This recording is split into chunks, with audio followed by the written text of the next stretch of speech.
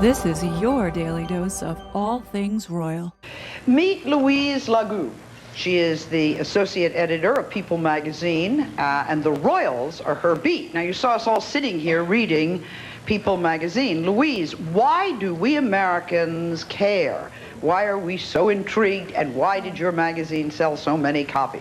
Well, we don't like to think about this, but 200 and some years ago we fought a war so as not to have royals anymore, and now we consider them still part of our heritage, and we absolutely adore them, and they are celebrities, and there's a Cinderella factor, and there's this other idea, you know, how many of us would like to be 5'10", blonde, size 4, have nannies all day and all night, and still she's not happy, so there's a kind of idea that a lot of us are happier than she is.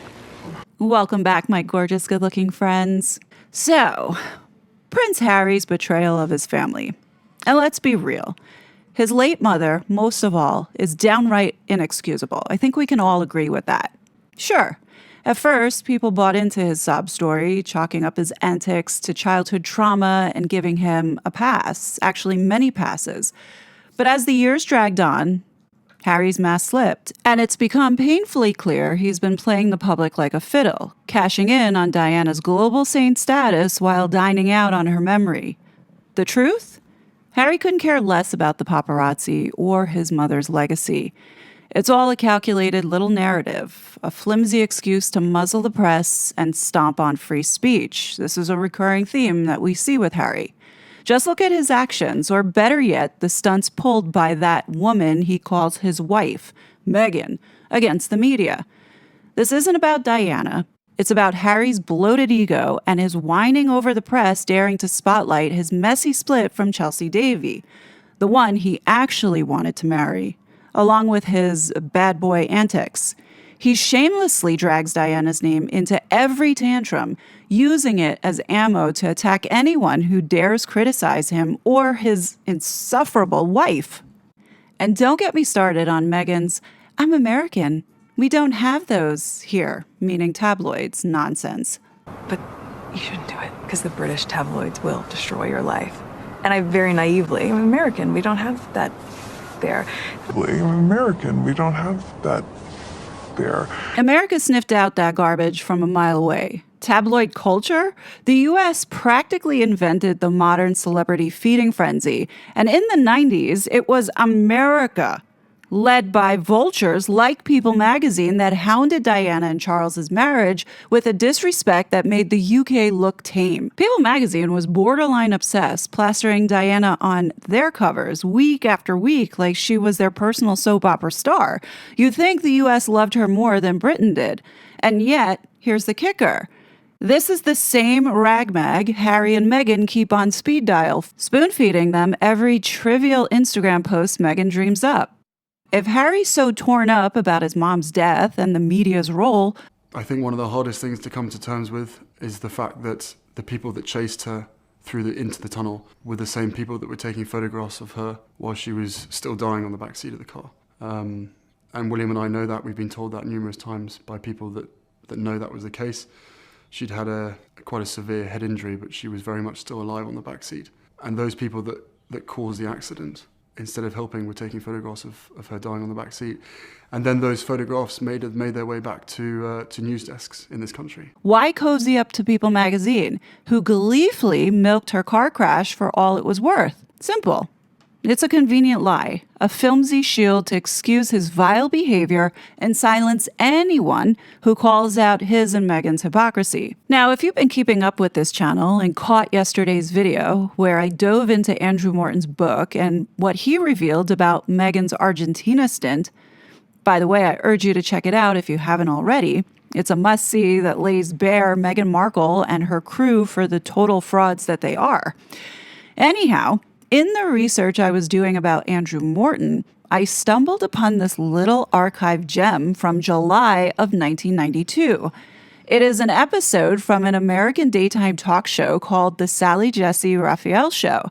In the 80s and 90s, for those that don't know or may not have been around at that time or weren't living in the United States, The Sally Jessy Raphael show was a lively, unapologetic, iconic staple of daytime TV, serving up a colorful mix of emotional confessions, outrageous scandals, and quirky characters, all hosted by the unforgettable woman wearing the red glasses, Sally Jessy Raphael. Unlike the Oprah Winfrey Show, which soared with a more polished, aspirational vibe, remember the book club, celebrity interviews, and life-changing giveaways? Sally's show leaned into the messy, everyday chaos of regular folks, from paternity showdowns to dramatic makeovers. Both shows captured America's heart and the tabloid culture. This show blazed the trail for the next wave of daytime trash talk TV, ushering in the likes of Jerry Springer and Maury Povich with its bold, unfiltered style. Sally's raw tabloid-style energy mirrored the 90s fascination with unscripted spectacle and gritty realness, offering a scrappier, less filtered slice of the cultural pie. Since Meghan Markle and her crew seem perpetually trapped in a 1992-93 time warp, endlessly recycling the same old memories and photos, this episode of Sally is a perfect little time capsule of what America was buzzing about when it came to the royal family, especially the juicy, messy saga of Diana and Charles. As we rewind and watch, keep an ear out for the tidbits about Diana that Meghan so blatantly swiped, hinting that this very video was dissected by the masterminds behind what I like to call the con of the century. And what's becoming very clear, and I would bet good money, that Meghan and her puppet masters poured over not only Lady C's book on Diana, but all the other royal biographers back in the day. This delightful 1992 throwback, featuring a fan favorite voice from this community, sheds a light on how we stumbled into the cesspool of today with these two bottom feeders. Go grab some popcorn and enjoy this show. You won't be disappointed. America just can't seem to get enough of Princess Diana. You're looking at 200 of the 4 million readers who picked up the issue of People magazine which broke the royal story. And ever since, the rumors have been spreading and people are asking themselves, what really happened behind the palace walls? Today, we have the exclusive on the very latest developments on this story. Stay with us.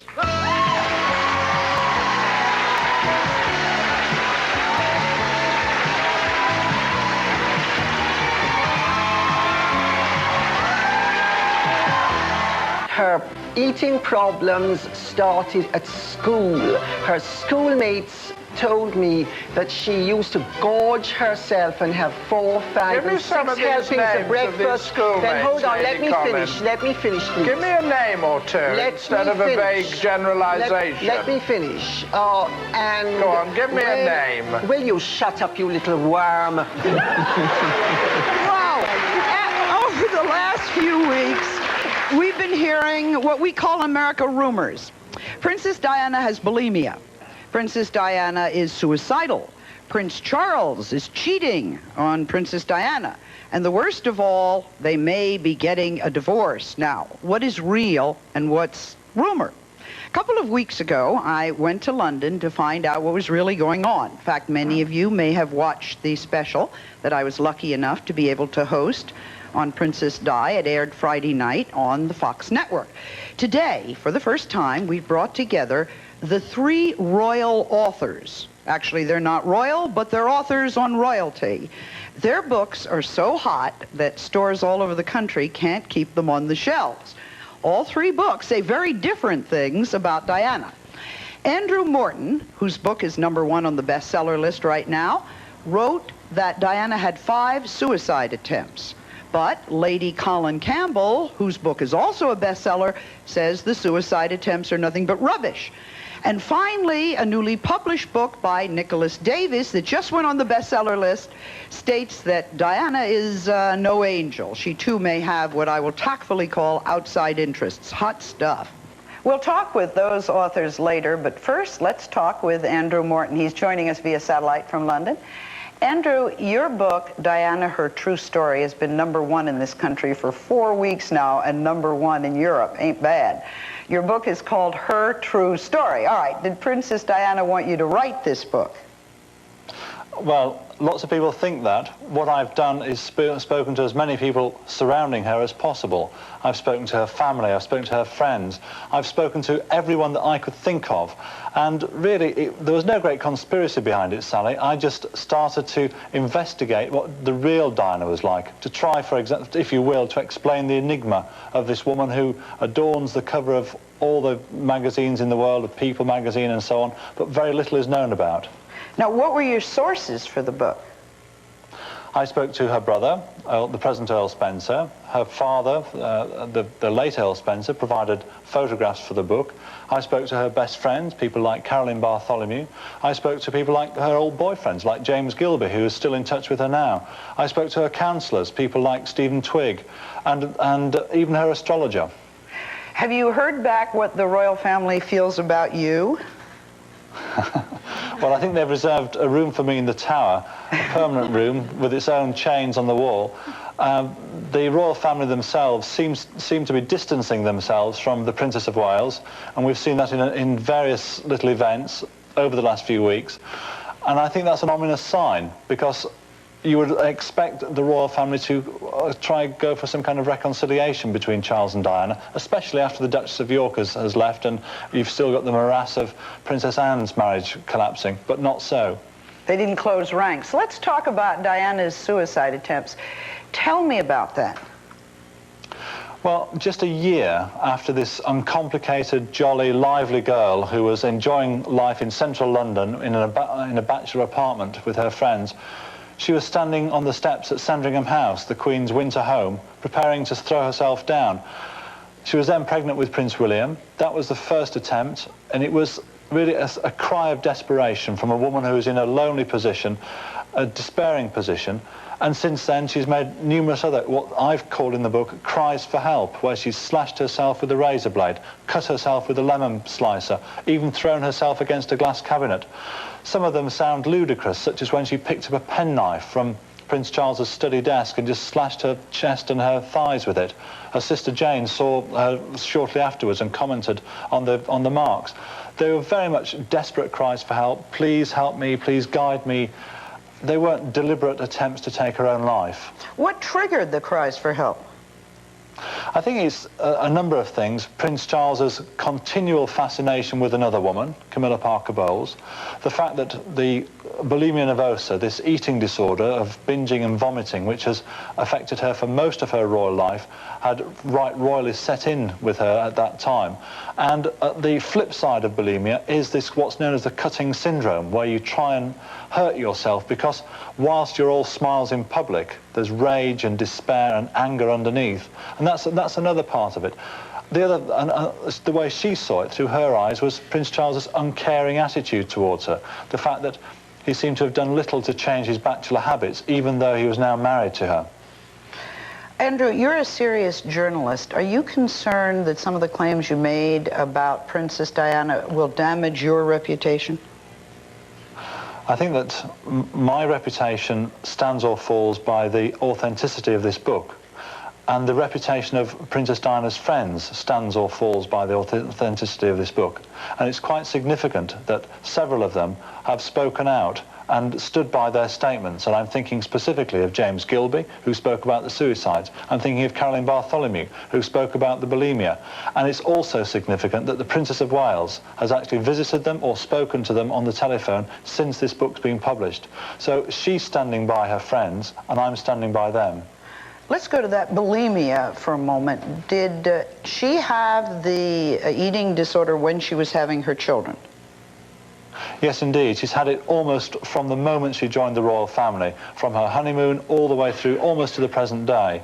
It's under control now, but it's certainly part of what she calls the dark ages of her royal life, where she was just, when you think about it, just going from day to day, being sick 4 or 5 times a day, raiding the fridge, the refrigerator at Highgrove or at Kensington Palace or even at Windsor Castle. On one occasion, she was in the bowels of Windsor Castle, raiding a refrigerator and was sitting there eating a steak and kidney pie when she was surprised by a footman.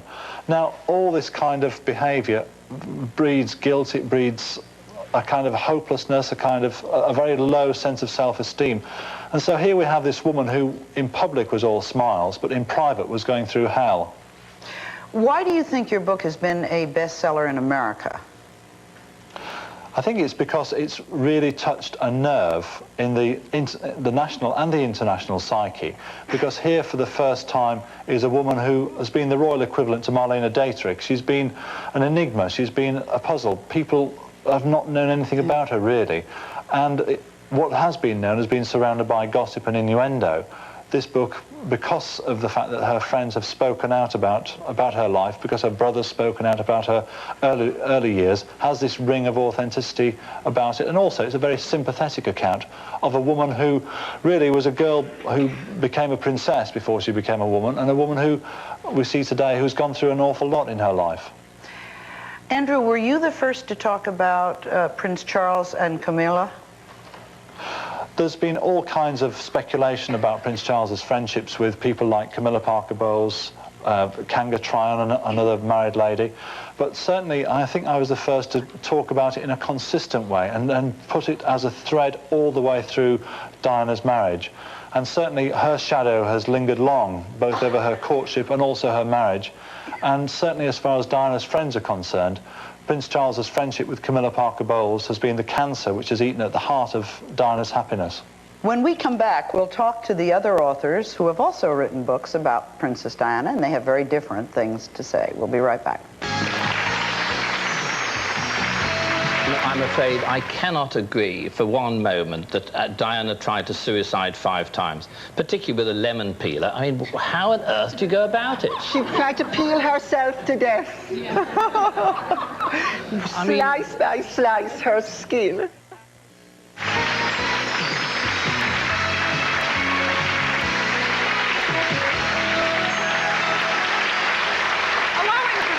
In language, we are talking about what some are calling the royal mess that could be the marriage between Princess Diana and Prince Charles. Meet Lady Colin Campbell. She is the author of a book, Diana in Private, The Princess Nobody Knows. Now, for the last month, all we've been hearing about is the stressful marriage between Charles and Diana. In fact, we've been hearing that Diana tried to kill herself on more than one occasion. Do you agree with that? If so, yes. If not, why? No, she certainly didn't. No? I was fed these stories starting about last year, October, and I looked into them, and I think every responsible writer has a duty to check out the material they're given and stand it up. And if it's true, you go with it, and if it's not, you discard it. And I checked out these stories and realized that it was an absolute load of bull, to be dead blunt about it all. Now, wait a minute. You called something an absolute load of bull. Andrew, answer Lady Campbell. I think it's been called bull, but not you. No, I think that the reason why Diana, Her True Story is #1 on the bestsellers list is because it's demonstrably authentic. Are you alleging there? Are you alleging, Wait, Andrew, let me introduce Nicholas Davies, Are you alleging, the author Andrew, of Diana, that members a of the Princess and Her Troubled Spencer Marriage? family told you that Diana had attempted suicide? No, I'm not. I cannot agree for one moment that Diana tried to suicide 5 times, particularly with a lemon peeler. I mean, how on earth do you go about it? She tried to peel herself to death. Yeah. Slice by slice her skin. And with Lady Colin Campbell's book? And with Lady Colin Campbell's book, I'm afraid that the book, to a great degree, has been dismissed in Britain by many of the royal watchers. I mean, for example, her contention that Diana went out of her way and bagged, as it was described, Prince Charles into marriage. I mean, just not on at all. I mean, Prince Charles was totally in command of that situation. She was a 19-year-old girl, and very innocent at that time, totally innocent. We thought that's absolute claptrap. Okay, Lady Colin Campbell, what do you disagree with as far as Nicholas's book is concerned? Well, I'm not surprised that he said what he just said, because Nicholas Davis's one source of information was Humphrey Muse. Humphrey Muse, who I happen to know, used to work in the same company that he was dismissed from. And Humphrey Muse also happened for a short while to be the assistant private secretary to the Prince of Wales. So he has information about, say, the 18-month, 2-year period that Humphrey was working in the palace. He has no information before and no information since. Good. Andrew? And no, can I just say, finish?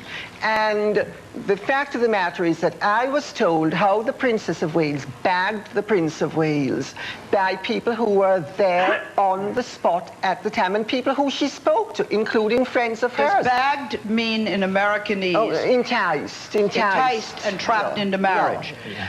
Okay, Andrew Morton, what disagreements do you have on any kind of a scale with the other two authors? Well, first of all, I would like to say that imitation is the sincerest form of flattery, and these two people are trying to imitate this book, but failing dismally. I hope we're not. Well, here we have... And you cannot call imitation a sincere form of flattery when my book came out before yours. Normally, when you imitate something that exists. Here we have 3 extremely friendly English authors. Now, I'm going to try... Sally, I would like to finish the point. I've never heard of imitation after I would like to... Sally, if I may finish the point. As far as Colin Campbell's book is concerned, it's been deeply hurtful to the Princess of Wales, because it's a very nasty little tome. It's not. It's truthful, rather than which yours isn't. Nick Davis's book is concerned, he is the kind of character who makes Walter Mitty seem like a man of integrity. He was exposed last year as a liar on the front page of the various newspapers. So it's rather unfortunate that I'm in bed with these two people who are spreading this kind of calumny against the Princess of Wales. Now, now meet James Whittaker. He is also via satellite right now. He's sitting in London, and he is a gossip columnist with the London Daily Mirror. He has been a royal watcher for more than 25 years. James, bring us up to date. What is the latest gossip going on in England with Diana and Charles? Well, it's looking pretty dodgy at the moment, I have to say. I think I'm being led towards the fact that there could well be an official separation between the two before too long. But I cannot accept, maybe I don't want to, but I can't, that there's going to be a divorce. I think too much is at stake, and I think they're both sensible enough to accept this. Now, someone was dismissed, were they not? Who was dismissed recently? Her monsieur. The masseurs? Yes. Her monsieur. Oh, Stephen Twigg are we talking about? Yes, I think so, yeah. Yeah, the therapist masseur. Yes, well, I think he actually was quite badly treated on it. I don't think it's as straightforward as it appeared. He did, in fact, appear to give a very big interview with one of the Sunday newspapers, but my information is he did not know that it was going to go into a newspaper, and he was actually quite badly turned over on that situation. But indeed, he is no longer welcome at Kensington Palace to treat the princess in any way, and he received a phone call from Diana's private secretary, Patrick Jeffson, just over a week ago, telling him of this. Can I say he's actually wrong? Who is, me or Stephen Twigg? He's wrong.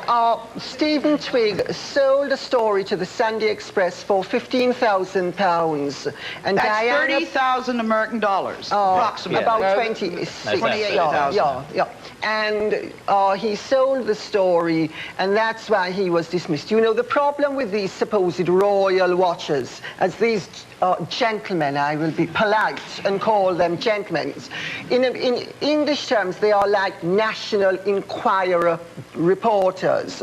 And, you know, they sort of scavenge around on the periphery. Is this Lady Colin Campbell speaking? Yes, it is. If you ever see them, I haven't finished...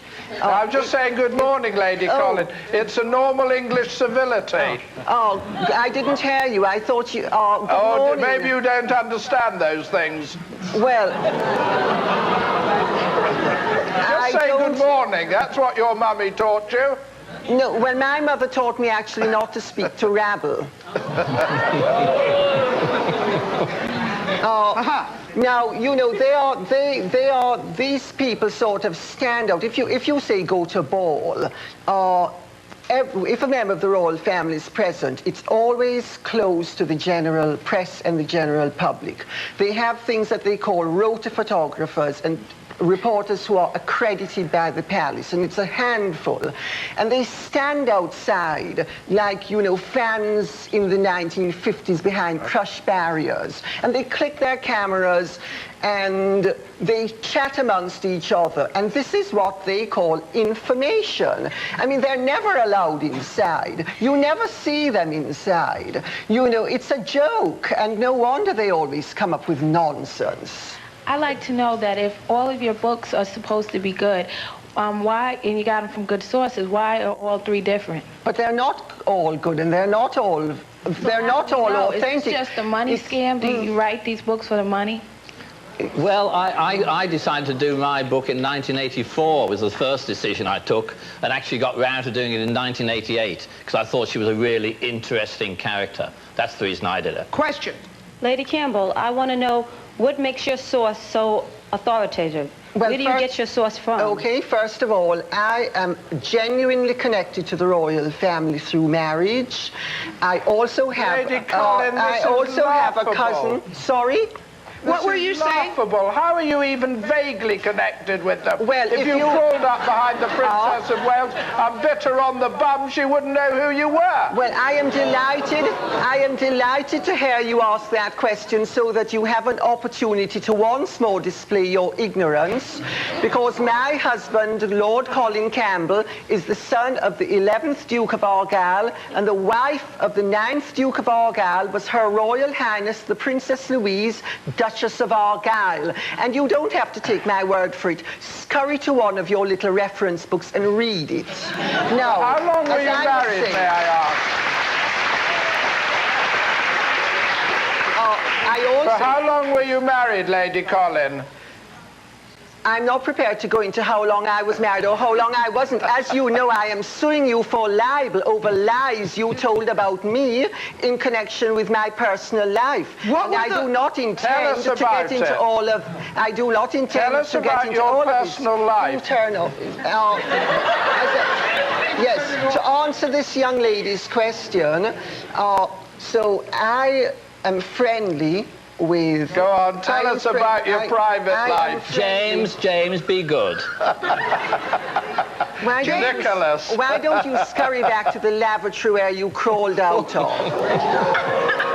And now you've got to be good as well. Stop this squabbling. Okay, everybody stop squabbling. I want to ask the three of you, if it's all... I want to hear about Lady Colin's private life. Yeah. I'm not interested.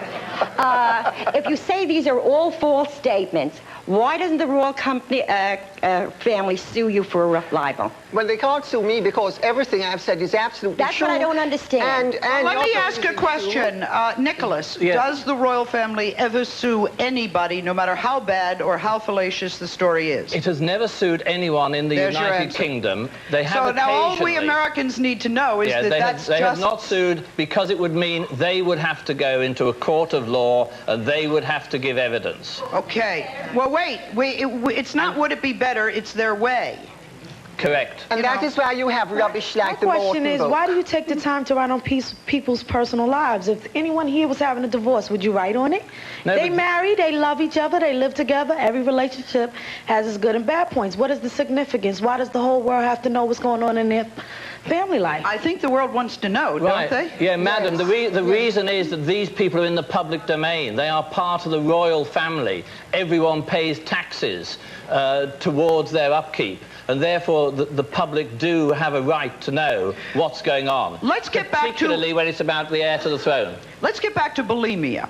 I'm going to ask each one of the four of you for some kind of information or statement as to, is she bulimic? Do you think so? How does it affect her? Let's start with you, Nicholas. Well, from what I understand, from the very start, when she was engaged to Charles, the powers that be said to her, you have got to lose weight. Here was this girl who was perfectly happy over 9 stone, and the people at Vogue, to start with, said, you've got to lose weight, you're carrying far too much weight, you can't get married, you can't have a wedding looking like that. That's where it all started for her. They asked her to lose weight. Absolutely, yeah. And she went along with it. Here was a 19-year-old girl, inexperienced. She went along with it. As a result of that, what I do believe, is that she has since always had problems with her diet and with her weight. And occasionally, yes, she probably has suffered from anorexia nervosa. She probably has suffered from bulimia occasionally. But I must say this, if she was in such dire straits, as Morton suggests in his book, if she was in such dire straits, then she would not have looked so tremendous in all the photographs that have been taken of that particular woman over the last 9 years. You cannot be that ill for 9 years and still look so damn good as she does in her photographs. Now, Andrew said it started on the honeymoon. Do you want to elaborate on that, Andrew? Yes, indeed. First of all, bulimia nervosa is the sister disease to anorexia nervosa. Correct. It's a disease, basically, which is seated in childhood, and an unhappy childhood. And as we all know, the Princess of Wales lost her parents through a very messy and acrimonious divorce when she was about 6 years old. Now, it was triggered in her adult life by the instability initially in her marriage, and by just one very small incident. Prince Charles put his arms round his wife and said, "You're getting a bit chubby now, aren't you, dear?" And that triggered off something very deep in her psyche. And from then on, she was being sick 4 or 5 times a day, and also indulging in food binges, which means that she was raiding the fridge at Windsor Castle, at Highgrove, and at Kensington Palace. Now, she suffered from that for a number of years. And because of the nature of bulimia, it's a disease which exists by disguise. So you think that you give the impression of being very happy and smiling for the public, but inside there's rage, there's despair, and there's anger. And this is a well-known psychological symptom. In the late 1980s, her best friend, Caroline Bartholomew, who was so alarmed by the mood swings caused by the illness, by the lack of vitamins and so on, that she insisted that she went to see a specialist, a chap called Maurice Lipsage, who was within 6 months. Are you saying that it was so bad? Are you saying it was so bad beforehand that she wouldn't have sought any advice? What I am saying is that she went to see a couple of people as well, a chap called David Mitchell, a doctor called Dr. Alan McGlashan. She didn't get on with them. They weren't able to do an awful lot for her. Oh, can I say that my sources say that her eating habits, and it's all in my book, are... Well, Lady Colin Campbell, your sources includes James Whittaker, who you just said comes out of a toilet. Your other source, one of your other sources, includes a chap called Rupert Fairfax, a former assistant private secretary to the Prince of Wales, who has asked me to make clear on this programme that he never spoke to you, and that what you've said in relation to him is, in relation to many of the things that you said, absolute nonsense. That's absolutely not so. That's absolutely not so. However, of course, you do come out with the most extravagant claims. Can I go back? And this is the latest. Can I go back to the bulimia? Yes, I'd like to. Can I just talk about the anorexia? Yes. Yes. Because I actually wrote about this disease in November 1982, and I was told by a member of the princess's family that they were extremely concerned she was becoming anorexic. So I really can confirm that that has been in existence for very nearly 10 years now. And of course there was some sort of treatment done, but they didn't really get to grips with it properly, and it was allowed to drift on, which did from time to time cause terrible problems. She refused to get treatment, which is quite standard with bulimics. Her eating problems started at school. Her schoolmates told me that she used to gorge herself and have 4, 5, and 6 helpings of breakfast. Then hold on, let me finish, please. Give me a name or two instead of a vague generalization. Let me finish. And go on, give me a name. Will you shut up, you little worm? and when she was, and a member of the royal household told me that when she went into the bathroom, into her suite of rooms, and the door was open, and she saw her being sick in the lavatory. This was just after the engagement, and she had already said to this member of the royal household that she hated how she looked in her engagement photographs because she looked so fat. And she said to this member of the royal household, she said, I have discovered a great way of dieting. It's not true that the royal family tried to get her to slim. They did not. They did not. She did it of her own free will. I agree with you, Lady Collins. Finally! Miracles. Take a break. We'll be right back.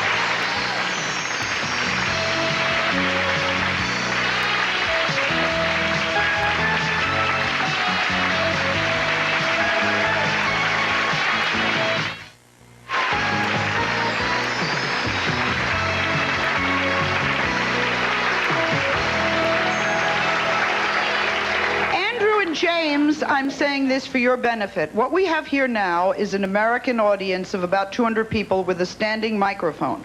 They are lined up in front of the microphone. Since this is only a one-way satellite, you can't see that. These people are going to ask all of you or any one of you a question, and I'm going to ask that you give them as succinct an answer geared to the American market as you possibly can. Go ahead, sir. Yes, I understand Lady Di tried to commit suicide with a lemon peeler. I can't understand that. A lemon peeler?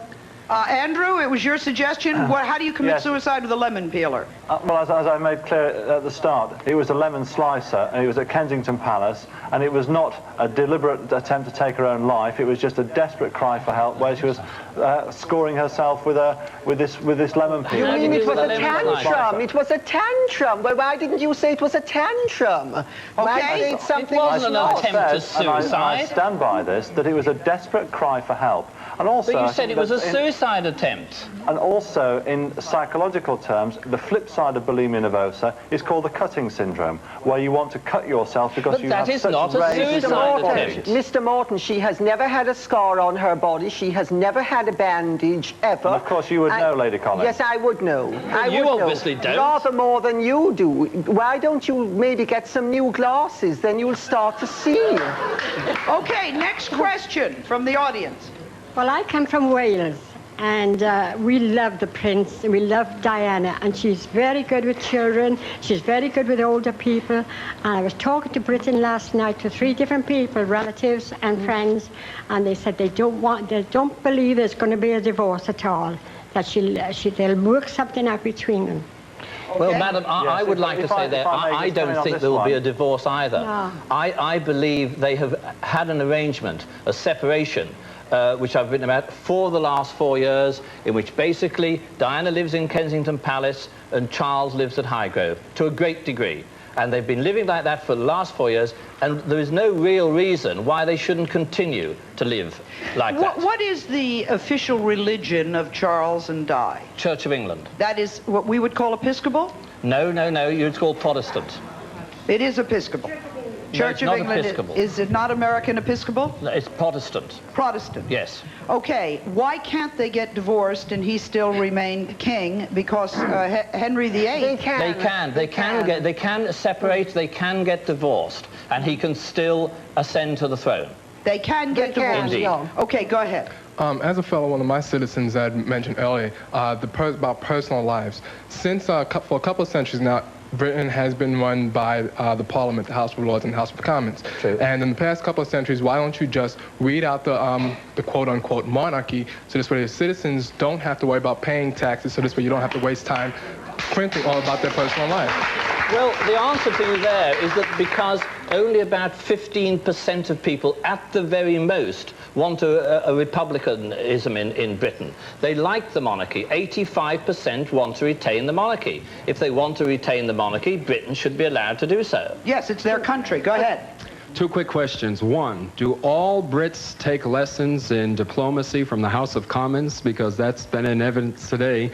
Secondly, I want to ask, do you all consider the effects of your writings on the British attitude toward the monarchy? I have friends there, and I know some of them are very much, let's get rid of the Queen, it costs too much, we don't need her. What's the effect of your books? We are very proud of our House of Commons, point 1, because that is good fun, and the House of Commons has been existing like that for the the last 250 years, we're also very proud of our monarchy. And although they may cost the taxpayer some money, do remember that the monarchy bring in millions of pounds each and every year from wonderful tourists like the people of America who come over to Britain to have a look at Buckingham Palace and check out our monarchy. Do they make more than they spend, and than it costs to keep them? Yes, much far more. Far more. So you spend more having them there that we visit. But also, can I answer Correct. his question? His question was addressed to us as writers.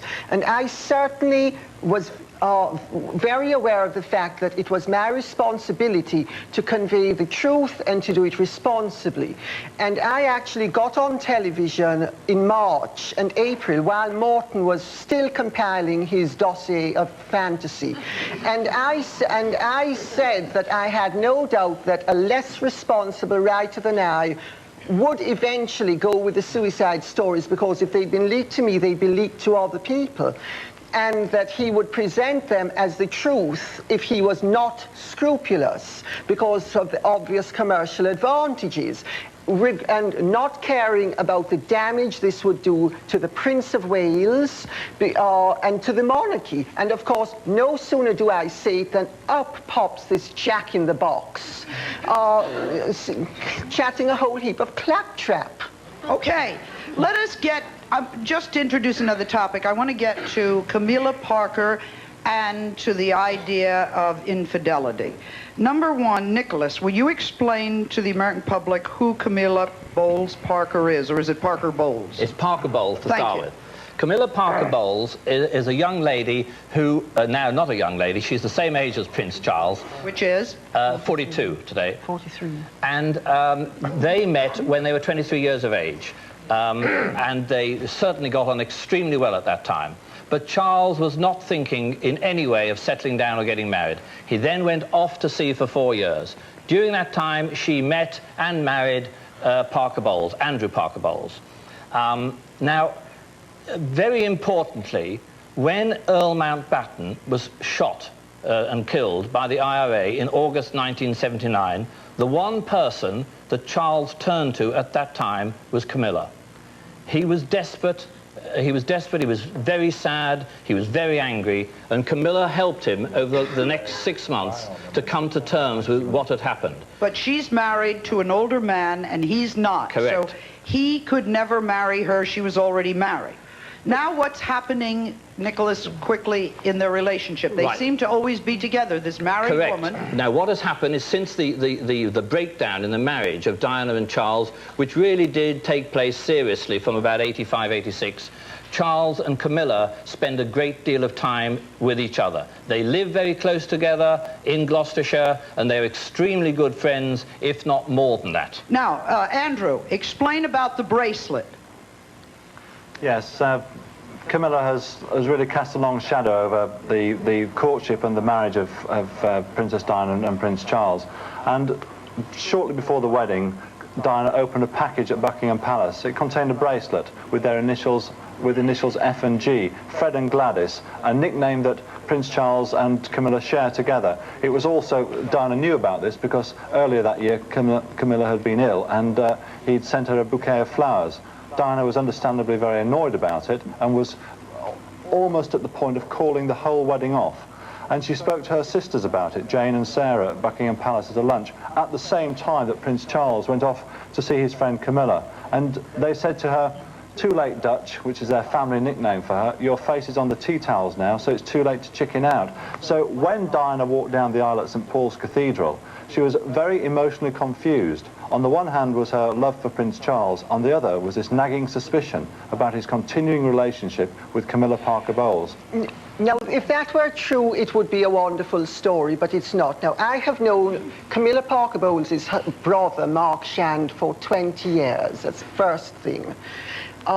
And the second thing is, no member of the aristocracy would ever wear a bracelet that had F and G. It is common, it is vulgar, it is like ankle bracelets. You just don't do things like this. If Mr. Morton knew anything about the world he writes about, which he obviously doesn't, he would know this. It is absolute nonsense. The whole story, I'm not saying that he might not have been fed the story, but if he had deductive powers, and if he studied the world that he's writing about, which I think is the responsibility of any writer, he would know that it is not true. One of our authors said that when she hits the redial button on his phone, it's Camilla's phone that answers. When we come back, a woman who is convinced that Diana and Charles are headed for a divorce. We'll be right back.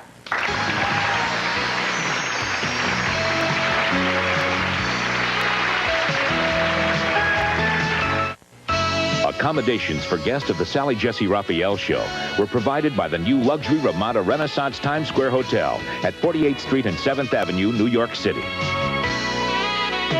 We are back talking about Princess Diana and Prince Charles and what will become of their marriage. Meet Louise Lagoux. She is the associate editor of People magazine, and the royals are her beat. Now, you saw us all sitting here reading People magazine. Louise, why do we Americans care? Why are we so intrigued, and why did your magazine sell so many copies? Well, we don't like to think about this, but 200 and some years ago we fought a war so as not to have royals anymore, and now we consider them still part of our heritage, and we absolutely adore them, and they are celebrities, and there's a Cinderella factor, and there's this other idea, you know, how many of us would like to be 5'10", blonde, size 4, have nannies all day and all night, and still she's not happy, so there's the kind of idea that a lot of us are happier than she is. Does that make us feel better? Yes, it does. It makes us feel better about our own lives. Is the worse it gets over there, the better we feel? No, we don't wish her ill, don't get me wrong. I was trying to psych it all out. We want her to look great and have beautiful clothes. All right, do you think they're going to get divorced? I think they could. Now, it's a very American point of view to say if you're unhappy, dump the guy. That's not what I'm saying. I'm saying it could happen because, you know, I've been listening to this and I love every minute of it, but to me it almost doesn't matter who's right and who's wrong. I think there's exaggeration. I think there's truth in everything that's being said. What matters is this has gone too far. These people are slugging this out in public. How would they ever get back together and be happy? They could split up. He could step out of the line of succession. The Queen has vowed to reign until she dies, which, looking at her gene pattern, will be another 25 years. Prince Wills is now 10. He can step in at the age of 35, and everything will be fine.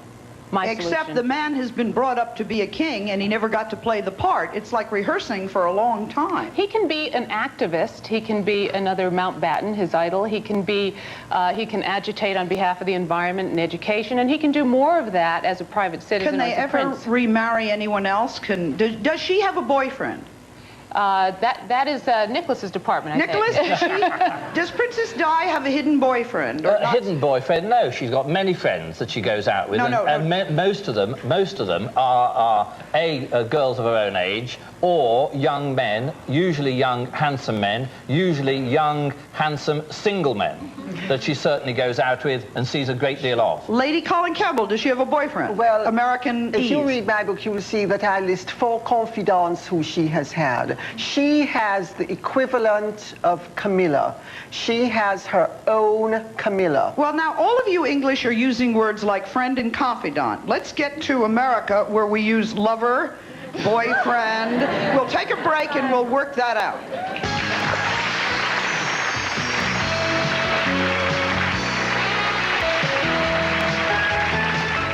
James, I'm going to ask you then, does she have a lover? Princess Di? No, she does not. She gets her rocks off from the adoration she gets from her public. I think it's a complete sex substitute for her. I don't think she needs it. She's one of these women who looks absolutely terrific, but if you put a finger on her, I think anybody would be in major trouble. And I don't think there's any boyfriend in her life, in the sense that you're talking about, which is a lover. Nicholas? I can't agree with James, I'm afraid, despite the fact he's wonderful. The reason being is, as any woman would know, a young woman does not look as great, tremendous, wonderful as Diana looks all the time if there was no man in her life. No, but the substitute, Nick, is that public? You hear a buzz among the Americans. Quick question. As far as this ordeal goes with Princess Di killing herself over Charles, she really does not have to kill herself over Charles because she could do much better than him. And he should be thankful that he has a wife that takes care of his children and his wife, because the way people separate today, you'd be thankful when you have a loyal wife.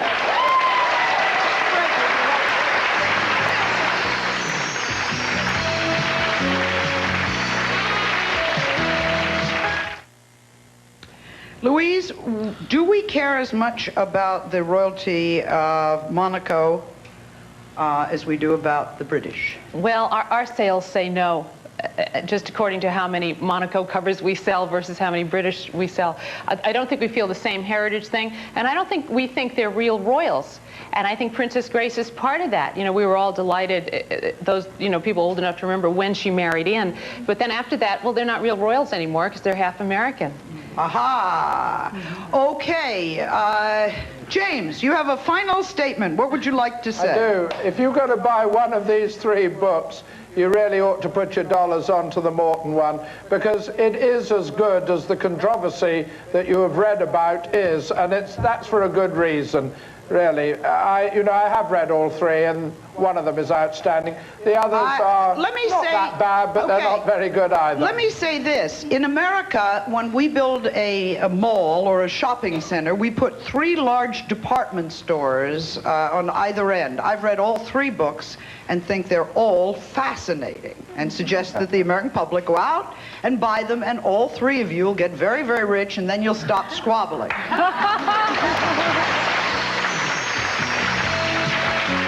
The deal. For the price of a bathing suit, about $58 discount, you buy Nicholas Davis, Diana, hold that for me, Diana in Private, Lady Colin Campbell's book, and Diana, her true story, Andrew Morton's book. And then we'll have a spot of tea and a good tan, and we'll know everything we need to know. See you next time.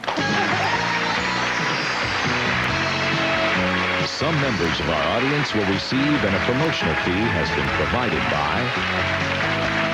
I was such a fraud.